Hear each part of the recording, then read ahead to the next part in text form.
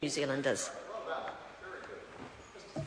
I call the honourable member Chris Ockenvold. Thank you, Mr. Speaker. And it's interesting the way the sequence goes, but we seem to have just had a selection of speeches, one after the other, commending this budget to the government, to Parliament. Mr. Speaker, I rise to speak in favour of the Appropriation 2013-2014 Estimates Bill.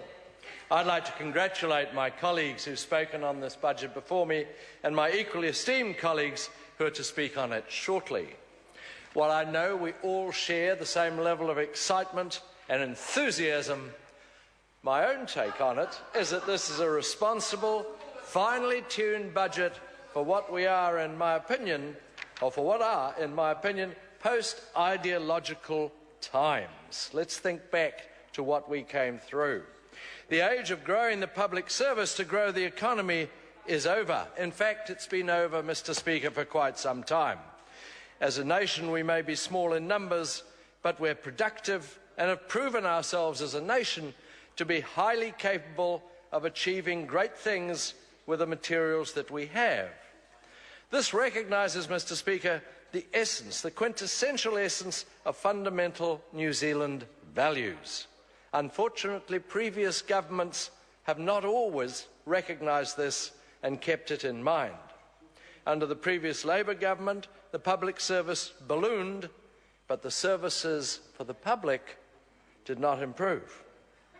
Nor did Labour policies prepare us for the impending global financial crisis. Rather than saving for a rainy day, one could say that the money was spent with what could be described as reckless disregard, knowing that by the time the coin or the lack thereof dropped, they'd be out of office and indeed, in one notable case, out of the country. Their time in office has reminded us of one very simple fact. Dogma doesn't pay bills. Dogma doesn't pay bills. When we came into office, this government inherited a set of government books, Mr. Speaker, that had debts running to more than 60% of GDP by 2020 and no prospect of budget surpluses seemingly ever again. The government has not and will not follow down that destructive road. We understand, Mr. Speaker, that a productive economy requires a fine balance of innovation, diversification, continuing to do what we've always done best, but in a smarter fashion. In both the West Coast and Tasman, this government has invested in tourism initiatives such as the PM cycle trails, 3 of them, while also ensuring that traditional industries, including responsible mining, can continue as well. These initiatives, as well as those brought forward by local business groups who've seen the potential for future growth for the community, by the community, have led to a strong and growing belief across the region that we have turned into a positive stretch of road and that our future is indeed beginning to look bright. The national government is building towards a stronger, more stable economy that can again weather global storms and deliver opportunities, higher incomes, more jobs for New Zealanders. Budget 2013, Mr. Speaker, continues our work to build a brighter future for Kiwi families. Economic growth is the highest in 5 years, almost the same as Australia and higher than almost every other developed country. Our economy is forecast to grow between 2 and 3% a year over the next 4 years. That's an enviable situation. The much-mentioned number of working-age New Zealanders crossing the ditch has dropped so low that it seems to be conceivable that many of our recent graduates are simply crossing the ditch to create a time zone barrier between them, constant phone calls from their parents. It's said in relation to our Australian, you could say, rivalry, it's said that jealousy is just love and hate at the same time. Well, Australia may have hated seeing Richie McCaw lift the Webb Ellis Cup, but they love our sensible tax regime and more structurally sound regulatory environment. This national government, Mr. Speaker, has created an environment in which business feels safe to invest and create, and this is being evidenced, mentioned recently, by an increased corporate tax take of a considerable sum of money. There are 50,000 more jobs than 2 years ago, and the unemployment rate has fallen to 6.2%, the lowest in 3 years. This is combined with a wage growth, 22%. Mortgage rates have hit 50-year lows since 1965. Innovation has been and will continue to be key to our continuing success. A feature of Budget 2013 is a $100 million a year internationally focused growth package providing extra research and development assistance to businesses, additional funding for tourism, and more resources for marketing New Zealand to international students.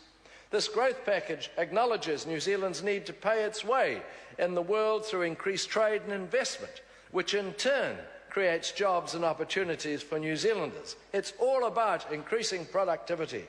Within the package, science and innovation funding is increased by $50 million a year. This takes the government's annual investment in research and development to $1.36 billion in 2013-14, which is the highest ever, Mr. Speaker. That's something we can all be extremely proud of. Innovation, though, must not be seen as the only place of the economy. However, the need for public services to innovate is there also. Over the next 4 years, we'll invest $1.6 billion in new initiatives to meet cost pressures and population growth. We're investing in more support for aged and dementia care, more elective operations, better heart and diabetes care, and more preventative screening. And the government, Mr. Speaker, is helping more New Zealanders get the skills they need to build successful careers and fulfil their potential. We're lifting student achievement in all levels of the education system. Budget 2013 is focused on delivering better public services within tight financial constraints, but not, Mr. Speaker, at the expense of those in need. And this, I would like to, very proud to say, is a major feature of this government.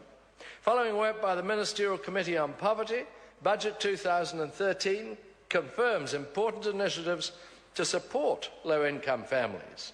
These include $100 million over 3 years to insulate 46,000 more homes for low-income families, more than $21 million over the next 4 years to reduce rheumatic fever in children, an extra $1.5 million for budgeting services in 2013-2014, in addition to the $8.9 million already provided in 2012-13.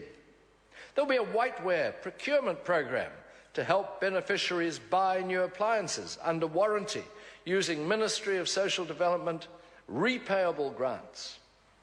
Investigating a partnership with NGOs and financial institutions to support the provision of low or no interest loans for low-income borrowers. Mr. Speaker, we've heard a lot recently in debate on a trial on housing New Zealand properties of a warranted fitness program for rental housing. Probably one of the major features of this budget was in housing. Again, something that there is a great need for, and it's penetrating right through the budget program.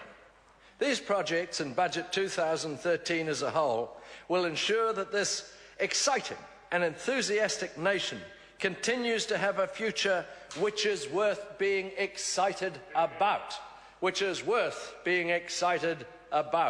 A future not based on arcane ideology, not based on scare tactics, not based on a tired or divisive dogma, but based rather on working together as communities to ensure that we can all weather any storm that comes our way. I believe Budget 2013 will help achieve this, and I commend it to the House. Mr. Speaker. Speaker. I call the Honourable Ruth Dyson. Thank you, Mr. Speaker.